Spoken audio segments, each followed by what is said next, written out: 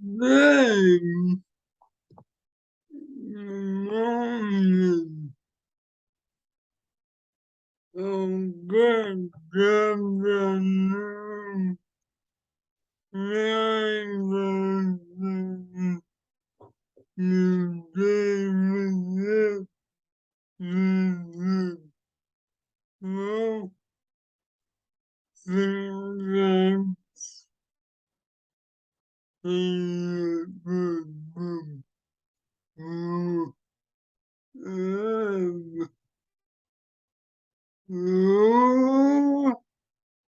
Death.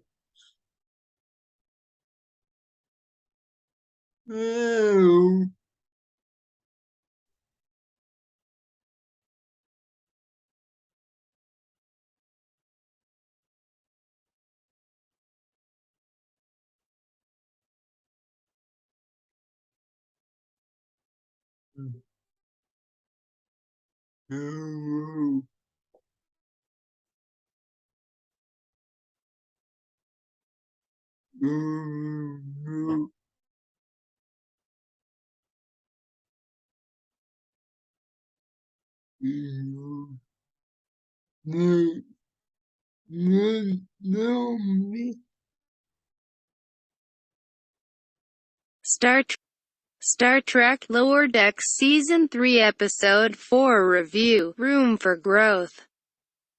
I'm going to geek out for a moment here and own the fact that Edosians have become my favorite Starfleet alien species. Star Trek Lower Decks Season 3 Episode 4 marks their third appearance in the series, with the first being the unnamed Division 14 medical specialist on Star Trek Lower Decks Season 1 Episode 7, and the second a fleeting glimpse of photographs of Star Trek, the animated series, as Lieutenant Rex behind the bar on Starbase 25 on Star Trek Lower Decks Season 2 Episode 5. C. Geeking out. Edosians are freaking awesome. Of course, TOS's role aboard the Dove is far more straightforward and transparent than the deliberately sinister medical specialist aboard the Division 14 ship. It's interesting to note that the Dove crew recognizes that individuals like Klingons may choose to relax with aggressively violent activities but have difficulty understanding that the engineers are most relaxed when working. Meanwhile, Freeman's orders for the engineers to relax may have been a subconscious cry for help, as TOS diagnoses when she realizes that the captain is the one truly buckling under repressed stress. It's a clever tie-in to the seemingly arbitrary homage to Star Trek The Next Generation Season 7 Episode 17, Masks. We begin with Mariner: oh boy, we've got an ancient mask situation here. Tendi: what now, Mariner? This is like the third time it's happened. Stop touching masks. Permalink: this is like the third time it's happened. Stop touching masks. To be fair, even before being repeatedly possessed by ancient deities housed in random artifacts, Freeman was already low on spoons, what with being arrested for genocide and put on trial. And then discovering her daughter had stolen a ship. And then going toe-to-toe with the much younger Captain Mayer. So it's not surprising that she needs intensive relaxation. Getting it under cover of caring for her overworked engineers seems like a Freeman sort of strategy. Now, who's ready for the most relaxing mandatory vacation of their lives? Freeman. Permalink: now, who's ready for the most relaxing mandatory vacation of their lives? For the engineers to be so non-compliant with the mandated holiday is understandably frustrating when all Freeman wants is to see green wristbands to validate her standing as a good captain. The engineers' remorse at driving their captain over the deep is genuine. They may be compulsive workaholics and incredibly inept at reading social cues, but they excel at recognizing a problem when it finally arises. Freeman, the whole point of this trip was to stop working. Billups, we know, Captain, but it turns out for us there is no greater stress relief than engineering a solution to a problem. Permalink, we know, Captain, but it turns out for us there is no greater stress relief than engineering the deus ex machina of them, engineering the ultimate relaxation device in less time than it takes for puppies to have an effect on Freeman isn't much of a stretch from them restoring the ship's molecular structure in a week while in space. At least on Star Trek: The Next Generation, when the masked deities return to their slumber, everything just naturally reverts back to its original form. Long story short, the Cerritos' engineering department is way better than a Cali-class ship deserves. The lower decks shift teams, on the other hand, are exactly the petty squabblers you'd expect. For delta and beta shifts to be so antagonistic, one has to believe they interact way more than we've ever seen on the show. Either that or some third party is deliberately sowing animosity between the teams. Feels like a ransom tactic somehow. Mariner, after all the times we've been cheated, we'll just be evening thing out, Boimler, and if we don't do something, they will. Tendy, I've always wanted to explore an ethical gray area, Mariner, yes. Let's go gray area the sh*t out of Delta Shift. Permalink, yes. Let's go gray area the sh*t out of Delta Shift. The entire race to the air gap terminal to rig the room lottery is a ludicrous notion. Nothing about it makes sense. Why would there be a room lottery? It's a military organization. They're not going to randomly award quarters. Why is there an air gap terminal on the ship? Why is it so hard to access?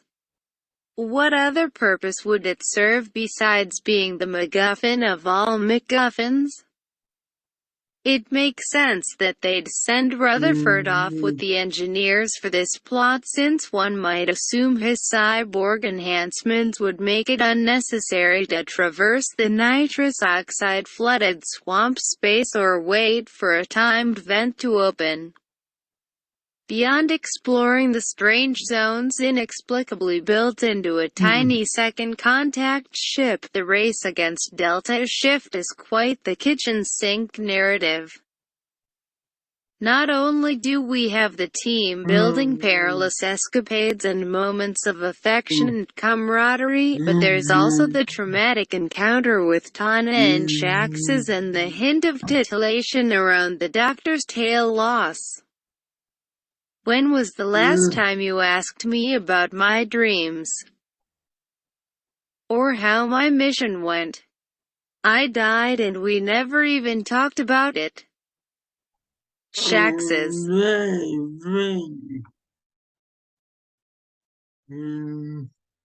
Permalink, when was the last time you asked me about my dreams? Or how my mission went? I died and we. Apparently, Bold Boimler is still a thing, from time to time, and a thing that bugs Mariner for some reason. Could it be she appreciates the old Boimler with his hang-ups and hyper-cautionary approach? We're only going to be lower deckers for so long. In no time, Tendy's going to be a bridge officer. I'll probably get drummed out of Starfleet for calling Ransom a piece of sh*t. And Boimler, he'll be dead because of the whole being bold thing. Mariner. Permalink, we're only going to be lower deckers for so long. In no time, Tendy's going to be a bridge. The irony of handing Delta Shift exactly what they wanted secures our Beta Shift heroes the title of ultimate underdogs. Even when they get ahead, they manage to snatch defeat from the jaws of victory. Let's not forget Ransom's churro bridal.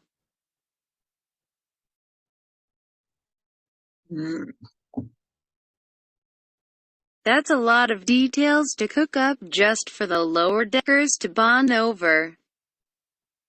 I find it hugely amusing that Toss thinks preferring kittens over puppies is deviant behavior. I'd love to see her survey the Cerritos crew to gather data on more eclectic relaxation pursuits. The puppy playpen is one of our most popular offerings. For the more deviant among you, we also have kittens. No judgment. Taz. Permalink, the puppy playpen is one of our most popular offerings. For the more deviant among you, we. Tana and Shax's foreplay rituals would probably blow her mind. And Ransom would be the churro-shaped nail in her coffin. It's super Care Bear nice that Beta Shift feels their team is more important than winning better quarters. Still, it would be a really satisfying to have Delta Shift trash their quarters with their housewarming party and get kicked back down to corridor bunks before their next shift rotation. Jerks. Random thought, how were Tendy and Mariner able to turn their uniforms into a tether and still be able to wear them afterward? Also, why wasn't an alarm triggered when the three of them stepped into the deflector shield generator? These are the questions that keep me up at night. Mariner, why do we even have a swamp on board? Tendy, we're under the hydroponics bay. It's great for biomedical research. Or just for flower fans. Mariner, what kind of weirdo signs up for a job in outer space just to garden? Permalink, what kind of weirdo signs up for a job in outer space just to garden? Tell me, fanatics, which plot holes are driving you nuts? What were the moments that snapped your suspension of disbelief? Hit our comments with your best and most bizarre room for growth review. Editor rating 3/5/5.0. 1, 2, 3, 4, 5. User rating 4/5/5.0.